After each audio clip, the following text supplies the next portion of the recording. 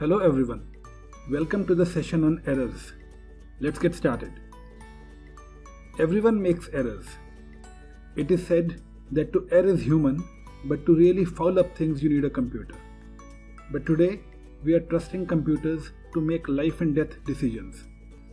So let us see what kinds of errors can come up. Computers use machine learning and artificial intelligence to arrive at decisions. The kinds of errors depend on the kinds of decisions.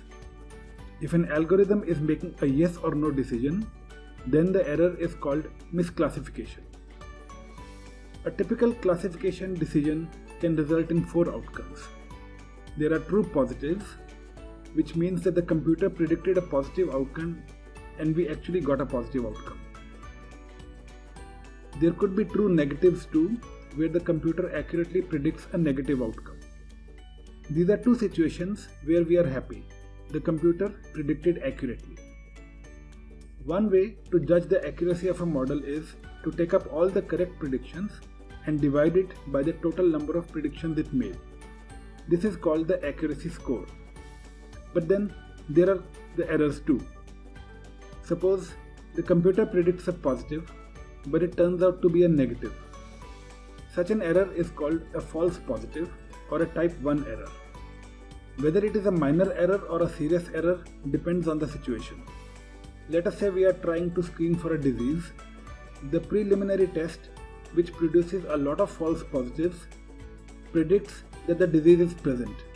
Now this is worrisome of course, but not very serious. After all, we could now go for a more advanced test and find out for sure. It would have been far more serious had the error been in the other direction. That is, the test predicted no disease when the disease was in fact present. Imagine a cancer patient not being diagnosed because of this error. So such an error is called a false negative. It's also called a type 2 error.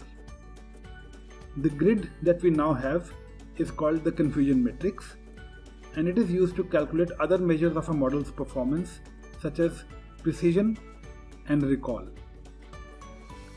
In case our model is predicting a number rather than a class, such as the amount of rainfall, then the error is measured differently. The basic idea is to see how far off the prediction we are from the actual value. There are several measures that can be used. Most commonly, we use the root mean square error and the mean absolute error. We need to measure errors because this ensures that our model is an adequate representation of our data. It also lets us calculate the business cost of using a particular model and therefore lets us choose an appropriate one. Well, that's all for this session. If you like this mini bite, please like and subscribe to our channel. Thank you for watching.